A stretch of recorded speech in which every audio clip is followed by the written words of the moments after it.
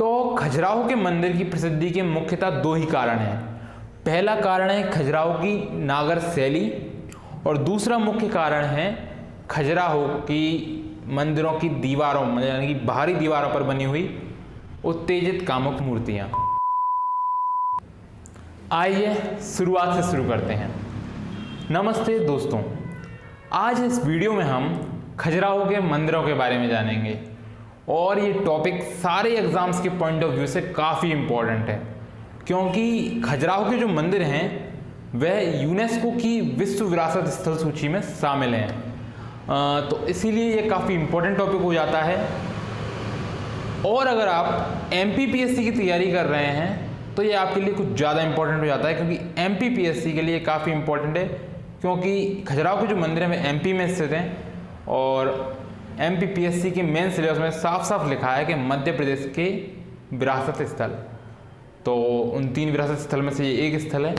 तो आइए जानते हैं इस विरासत स्थल के बारे में। तो अगर आप भी खजुराहो के मंदिरों के बारे में जानना चाहते हैं तो वीडियो को एंड तक ज़रूर देखिएगा। तो आइए बिना देरी के शुरुआत करते हैं। मैं अभिनव श्रीवास्तव स्वागत करता हूं आपका सिविल एग्जामिनेशन पॉइंट में। आइए आज कुछ नया सीखते हैं।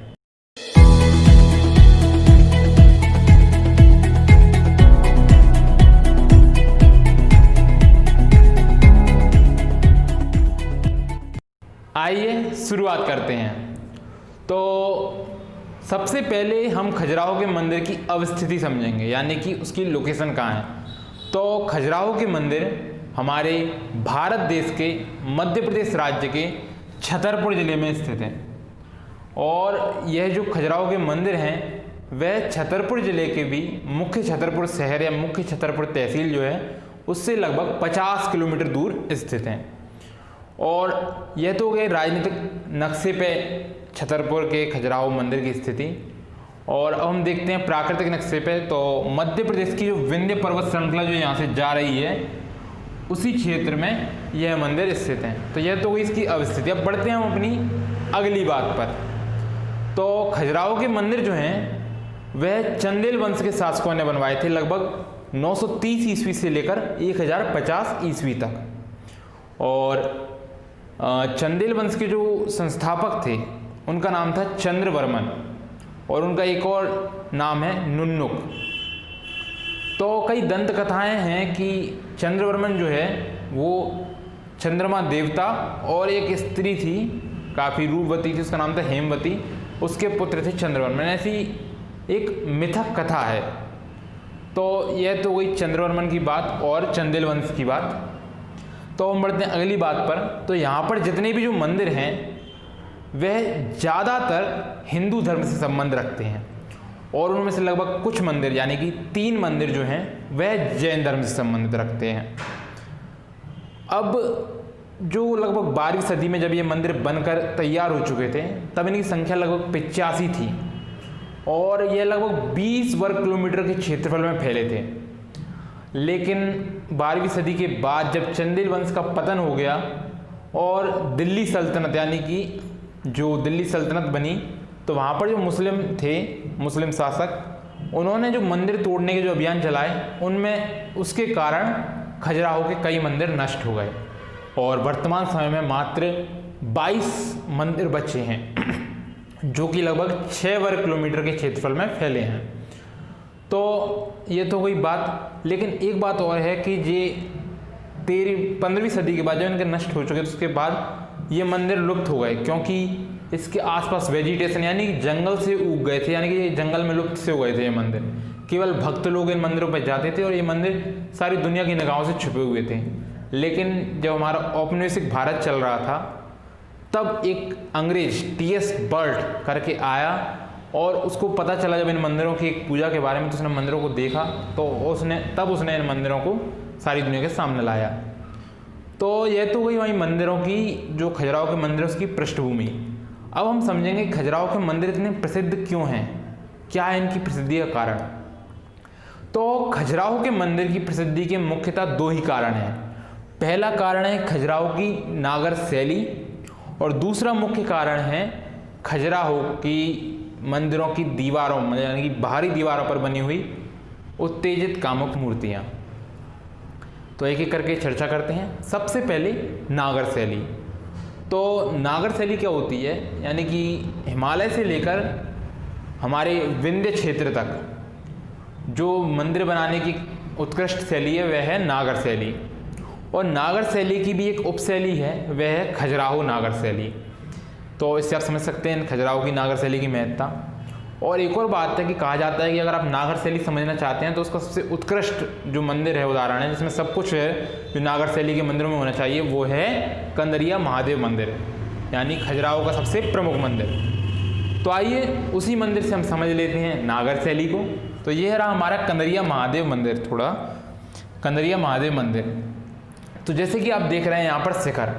तो नागर शैली की प्रमुख विशेषता है कि इन मंदिरों में शिखर होता है, और शिखर जो होता है वो ऐसे घुमावदार होते हुए ऐसा होता है, ठीक है। तो वो शिखर होता है जैसे कि आप यहाँ पर देख पा रहे हैं। शिखर के ऊपर एक डिस्क टाइप की आकृति, यानी कि ऐसी चपटी हुई सी आकृति रखी हुई थी गोलाकार शेप में, तो वो कहलाती है आमलक। और आमलक के ऊपर रखा होता है कलश। तो ये तो गए हमारे शिखर, आमलक, कलश। अब शिखर के बगल में ही कुछ मंदिरों में छोटे छोटे शिखर पाए, जैसे यहाँ पर हैं जिन्हें उरुश्रृंगा कहते हैं। तो ये तो गई मंदिर के ऊपर की बात। अब हम बढ़ते हैं मंदिर की शुरुआत में घुसने से क्या क्या आता है। तो इस मंदिर में सबसे पहले अर्धमंडप। अर्धमंडप यानी तो सबसे शुरुआती जो घुसने का जो हॉल है वहाँ पर। अर्धमंडप के बाद आता है मंडप, यानी कि ये इससे थोड़ा बड़ा है और ये भी यहाँ से भी हम अंदर ही जा रहे हैं। मंडप के बाद आता है हमारा महामंडप। महामंडप थोड़ा और बड़ा एरिया जहाँ पर लोग खड़े होकर पूजा वगैरह कर सकते हैं, जो भी प्रमुख देवता का वो मंदिर है। और महामंडप के बाद आता है अंतराल, और अंतराल के बाद आता है गर्भगृह। गर्भगृह में प्रमुख देवता स्थित होते हैं, और गर्भगृह जो है वो प्रमुख शिखर के जस्ट नीचे होता है गर्भगृह। तो हम जैसे देवता के चारों ओर परिक्रमा लगाते हैं तो वो एक पथ होता है। तो जो नागर शैली है उसमें वो पथ ढका होता है छत से, तो उसको प्रदक्षिणा पथ बोलते हैं, जैसे कि आप इस चित्र में देख पा रहे होंगे प्रदक्षिणा पथ। तो सारी चीज़ें वहीं। अंतराल जो होता है वो गर्भगृह और महामंडप के बीच का होता है। तो यह तो गई मंदिर की सारी बातें अंदर की। अब हम बाहर चलते हैं। तो जैसे कि आप यहाँ पर देख पा रहे होंगे जो नीचे का बेस बना है जिसे अधिष्ठान कहते हैं। तो मतलब ये इसलिए बनाया गया जिससे अगर मंदिर के शिखर को आप देखना चाहेंगे तो आपको गर्दन थोड़ी और उठानी होगी, यानी कि आंखों को थोड़ा और ऊंचा करना होगा। तो ये होता है अधिष्ठान। और अधिष्ठान का जो ऊपर का फर्श होता है वो कहलाता है जगती, ठीक है। तो ये सारी की सारी जितनी शब्दावलियाँ इस चित्र में हैं नागर शैली से जुड़ी हुई, वो मैंने आपको बता दी। अब यहाँ पर मैं एक और चीज़ बताना चाहूँगा जो खजुराहो के मंदिर से है, कि खजुराहो के मंदिर का जो ऊपर का मंदिर होता है, यानी कि जो मंदिर है मुख्य, वह तो बना है हमारा बलुआ पत्थर से, अच्छी क्वालिटी का, जो उत्कृष्ट क्वालिटी का बलुआ पत्थर है उससे बना है। और नीचे का जो अधिष्ठान वाला क्षेत्र है यानी कि बेस, वो बना है हमारा ग्रेनाइट से। तो यह तो गई इसकी बात। अब जो दूसरी बात थी हमारी कि बाहरी दीवारों पर बनी हुई कामुक मूर्तियाँ। तो भाई इसके पीछे का ऐसा है कि हमने खजुराहो के मंदिरों को कई बार कामुक मूर्तियों से ही जोड़ दिया है, लेकिन ऐसा है कि खजुराहो के मंदिर के जो बाहरी दीवारों में मूर्तियाँ बनी हैं उनमें से केवल 10% ही कामुक मूर्तियाँ हैं। तो यहाँ से ये समझ में आता है कि उन्होंने सारी चीज़ों को एक तरीके से दिखाया है। उन्होंने हमारी बाहर की दीवारों पर एक मनुष्य की दैनिक दिनचर्या को दिखाया है, मतलब व्यक्ति अपने जीवन में क्या क्या करता है। वहाँ पर और कई भी चित्र हैं जो हमारे जीवन से जुड़े हुए हैं, कोई शिकार कर रहा है, कोई गाना गा रहा है, कोई नृत्य कर रहा है, ऐसे कई चित्र हैं। तो मतलब वो हमारे बाहरी जीवन को बता रहे हैं और अंदर एक भगवान का है, तो यानी कि अंदर अध्यात्म है। तो उसी तरह से है कि जीवन में हमें बाहर तो अपनी दिनचर्या, अपने कर्मों को निभाना चाहिए, और अंदर जो है अंदर अध्यात्म, यानी कि हमें समझना चाहिए कि क्या सच्चाई है। तो वहाँ पर मैं अपनी जाऊँगा। तो ठीक है, तो ये तो कोई हमारी कामुक मूर्तियों से जुड़ी हुई बातें। यहाँ पर आप कामुक मूर्तियाँ देख सकते हैं, जैसे कि ये है और ये है और ये है, ठीक है। 3 कामुक मूर्तियाँ मैंने आपको फ़ोटो दिखा दी है। और मैं गया था भी यहीं पे कंदरिया महादेव, तो वहाँ पे मैंने फ़ोटो भी खींचे थे, इसलिए आप इसको देख सकते हैं। तो यह तो गई हमारी कामुक मूर्तियाँ। इसके बाद जो अगली एक और ख़ास बात है इन मंदिरों की, वो है कि इस मंदिरों के निर्माण में कहीं पर भी चूने, गारे, सीमेंट यानी कि कोई भी चिपकने वाले पदार्थ जैसे का प्रयोग नहीं हुआ है। यहाँ पर जितनी भी मंदिर बनाए मतलब वो पूरा ऐसे ही बना है, जैसे आकृतियों को फंसा के, जैसे कि आप इसे देख सकते हैं। इसको इंग्लिश में बोलते हैं मोर्टाइज जॉइंट, मोर्टाइज जॉइंट, और इसको बोलते हैं टेनन जॉइंट, यानी कि जिसमें अंदर जाने की आकृति है वो तो बोलता है मोर्टाइज और वो बोलता है टेनन। तो जैसे कि आप यहाँ पर देख सकते हैं, तो ये हो गया मोर्टाइज और टेनन जॉइंट। मतलब इसी तरह से पत्थरों को फंसा कर आकृति बनाई गई है और गुरुत्वाकर्षण की सहारा लिया गया है कि मतलब किस तरह से कहाँ पर ग्रेविटी ज़्यादा है, तो उस हिसाब से बनाया गया है। तो यह तो कोई मंदिर की विशेषताएं। तो इसी ये कारण है प्रसिद्धि की। अब हम देख लेते हैं इनमें से कुछ प्रमुख मंदिर जो कि हमें जीएस व जीके के पॉइंट ऑफ व्यू से याद रखना जरूरी है। तो आइए चलते हैं मंदिरों की ओर। तो आप जैसे देख सकते हैं कि खजुराहो जो मंदिर हैं उनको 3 क्षेत्र में बांटा गया है, मतलब वो थोड़ी दूर दूर हैं। जैसे कि मैंने बताया आपको 6 वर्ग किलोमीटर क्षेत्र में पहले हैं, तो दूर दूर हैं। तो एक तरफ है पश्चिमी समूह के मंदिर, एक तरफ है पूर्वी समूह के मंदिर और एक तरफ है दक्षिणी समूह के मंदिर। जैसे कि आप इस मैप में देख पा रहे हैं, छतरपुर का नक्शा है ये। तो पश्चिमी समूह के जो मंदिर हैं वो ज़्यादातर ब्राह्मण धर्म से संबंध, हिंदू धर्म से संबंध रखते हैं। पूर्वी क्षेत्र के जो हैं वो जैन धर्म से हैं और दक्षिणी के जो हैं वो भी हिंदू से रखते हैं। पश्चिमी सबसे महत्वपूर्ण है, पश्चिमी तरफ के जो मंदिर हैं, तो वहाँ से हम शुरुआत करते हैं। तो पश्चिमी समूह का जो सबसे प्रमुख मंदिर है वह है कंदरिया महादेव मंदिर। अब इसकी प्रमुखता का कारण क्या है? एक तो आप जानते हैं कि ये नागर शैली का एक उत्कृष्ट उदाहरण है। दूसरा, यह खजुराहो मंदिरों में सबसे ऊंचा मंदिर है, 116 फीट ऊंचा मंदिर है ये। और जैसे कि नाम से पता पड़ रहा है, यह शंकर भगवान को समर्पित है और इसका जो निर्माण है वह विद्याधर करके एक चंदेल शासक हुआ था, उसने करवाया था। तो यह तो वही कंदरिया महादेव से जुड़ी हुई सारी बातें। अब बढ़ते हैं हम अपने अगले मंदिर की ओर। तो अगला मंदिर है हमारा कौन सा? लक्ष्मण मंदिर। लक्ष्मण मंदिर जो है वो है तो विष्णु भगवान का मंदिर, लेकिन इसका नाम लक्ष्मण इसलिए पड़ा क्योंकि इसको जो बनाने वाले शासक थे उनका नाम था यशोवर्मन और उनका एक और नाम था, वो था लक्ष्मण वर्मन। तो इनके बनाने वाले शासक के नाम से आया है इस मंदिर का नाम। ठीक है, तो लक्ष्मण वर्मन ने इसको बनवाया था और विष्णु भगवान को ये समर्पित है। अब इसके बाद हम चलते हैं अपने अगले मंदिर पे। अगला मंदिर हमारा कौन सा है? विश्वनाथ मंदिर। विश्वनाथ मंदिर का निर्माण जो है वह करवाया था राजा धंगदेव ने। यह भी चंदेल वंश के, सारे चंदेल वंश के शासक हैं, धंगदेव ने करवाया था। और विश्वनाथ मंदिर भी हमारा शंकर भगवान को समर्पित है, यानी कि शिव जी को। तो बढ़ते हैं अपने अगले मंदिर पर। अगला मंदिर है हमारा सबसे महत्वपूर्ण मंदिर, मतंगेश्वर मंदिर। क्या है कि जितने भी सारे मंदिर हैं उनमें से केवल एकमात्र ऐसा मंदिर है जिसकी वर्तमान में भी पूजा होती है, वह है मतंगेश्वर मंदिर।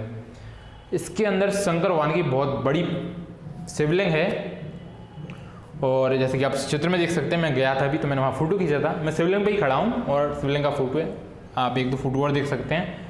तो यह तो है हमारे मतंगेश्वर मंदिर, शंकर भगवान को समर्पित है। अब इसके बाद बढ़ते हैं अपने अगले मंदिर की ओर। अगला मंदिर हमारा 64 योगिनी मंदिर। जैसे कि आपको यहाँ पर 4 मंदिर, ऐसे 64 देवियों के मंदिर हैं और ये तंत्र विद्या से संबंध रखता है। और एक और ख़ास बात है कि यह सबसे पुराना बचा हुआ मंदिर है, यानी कि सबसे जितने भी बचे हुए मंदिरों में सबसे पुराना मंदिर यही है। यह हो गया हमारे 64 योगिनी मंदिर। इसके बाद आता है हमारा चित्रगुप्त मंदिर। तो जो चित्रगुप्त मंदिर है वो चित्रगुप्त भगवान से संबंध रखता है और चित्रगुप्त भगवान मुख्यतः कास्त्य वर्ग के प्रमुख भगवान है और कहा जाता है कि यह धर्मराज यानी कि यमराज जो होता है उसके यहाँ लेखा जोखा करते हैं। तो यह तो हो गया हमारा पश्चिमी समूह का मंदिर। अब बढ़ते हैं अपने अगले समूह के मंदिर पे। अगला समूह है हमारा पूर्वी समूह के मंदिर।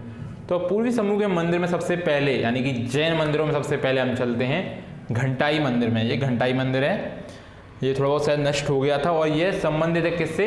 आदिनाथ से। आदिनाथ कौन है? ऋषभदेव, जैन धर्म के पहले तीर्थंकर, तो उनसे संबंधित है ये।